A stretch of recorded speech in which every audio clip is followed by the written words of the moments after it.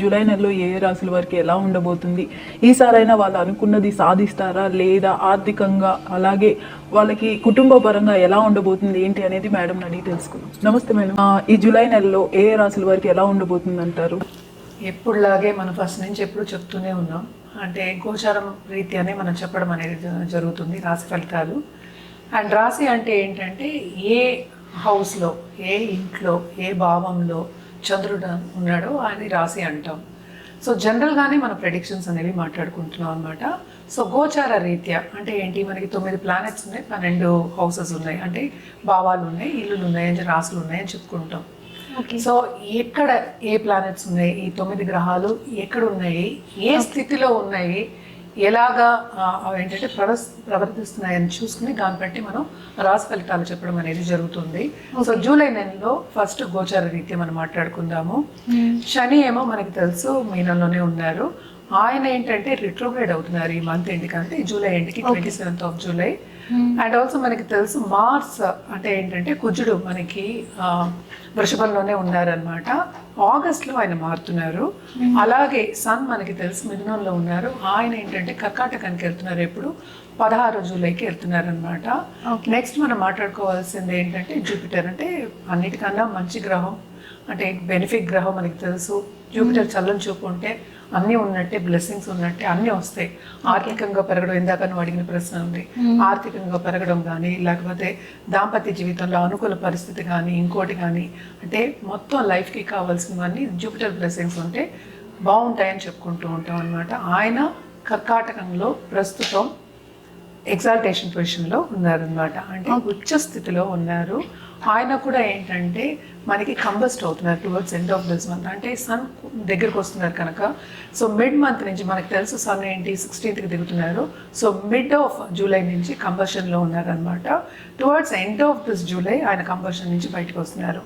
ఎందుకు కంబషన్ గురించి మనం మాట్లాడుకుంటాం అంటే, ఏదైనా సరే, ఏదైనా ఒక బ్రైట్ గ్రహం, ఇప్పుడు లైట్ ఉంది, చాలా బ్రైట్గా ఉంది, దాని పక్కన ఏదైనా కొంచెం చీకటిగా ఉన్నది, పోనీ చిన్న బల్బు పెడతాం అనుకో, అప్పుడు పెద్ద బల్బు వెళ్తురే మనకి ఎక్కువ కనిపిస్తుంది. అలాగే సన్ దగ్గరికి, ఏ ప్లానెట్స్ దగ్గరికి వెళ్ళినా కూడా సన్ ఒక వెలుగు అనేది కప్పి పురుస్తుంది మిగతా గ్రహాలని అని చెప్పడానికి మనం కంబషన్ మాట్లాడుకుంటాం.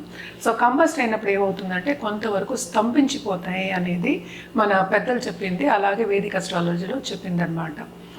అంటే మనకి ఉంటాయి కదా కొన్ని లాస్ లాగా, అలాగా చెప్పినట్టు అనమాట. నెక్స్ట్ ఏంటంటే మనం శుక్రుడు గురించి మాట్లాడుకోవాలి. శుక్రుడు ఏంటంటే మనకి సింహానికి వెళ్తున్నారు, ఎప్పుడు 4th జూలై వెళ్తున్నారు అనమాట. ఇంకోటి మనం మాట్లాడుకోవాల్సింది మనం బుధుడు గురించి.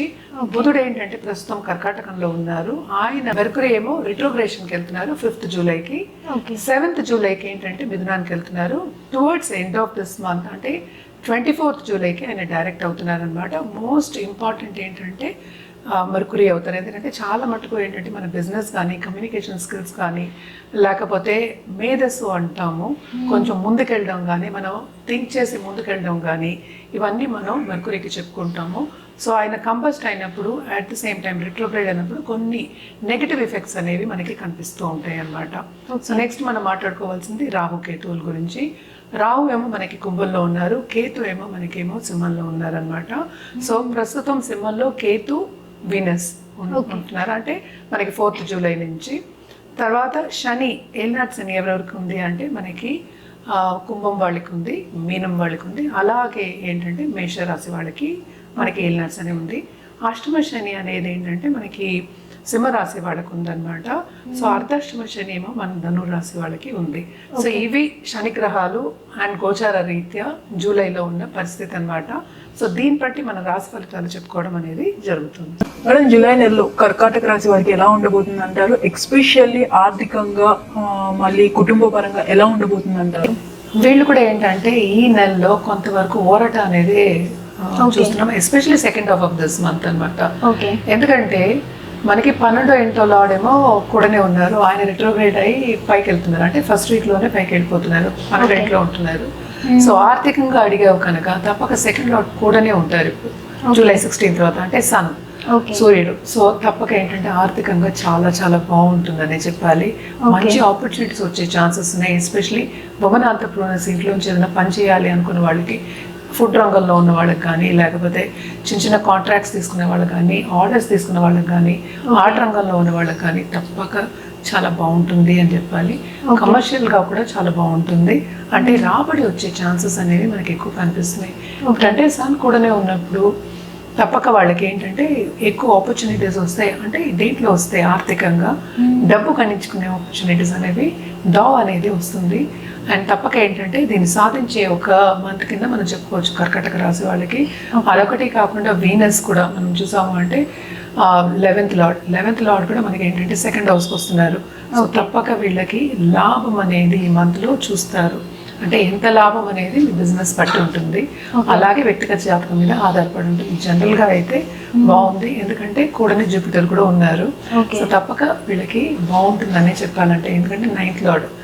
సో అటు 9th 11th అండ్ ఆల్సో ఏంటంటే సెకండ్ లార్డ్ కలయిక, అంటే కొంతవరకు ఈ రాశికి టచ్ అనేది వస్తుంది కనుక తప్పక బాగుంటుందని చెప్పుకోవాలి.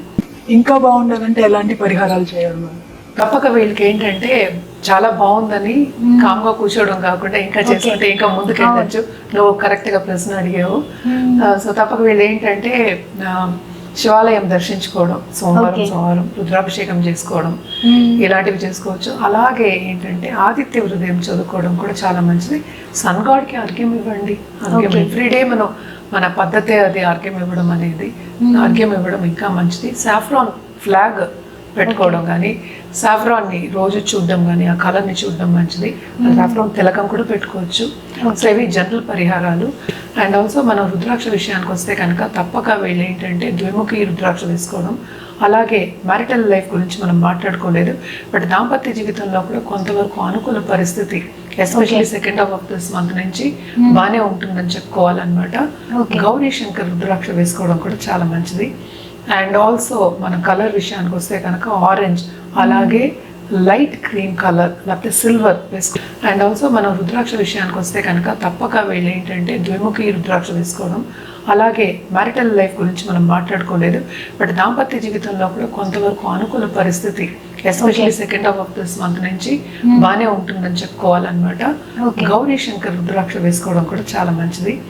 అండ్ ఆల్సో మన కలర్ విషయానికి వస్తే కనుక ఆరెంజ్, అలాగే లైట్ క్రీమ్ కలర్ లేకపోతే సిల్వర్ వేసుకోవడం అనేది మంచిది. ఆరెంజ్ అండ్ సిల్వర్ అనేది చాలా మంచి కాంబినేషన్. అది చాలా మహిళలకు కూడా నచ్చుతూ ఉంటుంది శారీస్కి. సో అలాంటి కలర్ ఎస్పెషల్లీ ఆన్ మండేస్ వేసి చూడండి, చాలా బాగుంటుంది.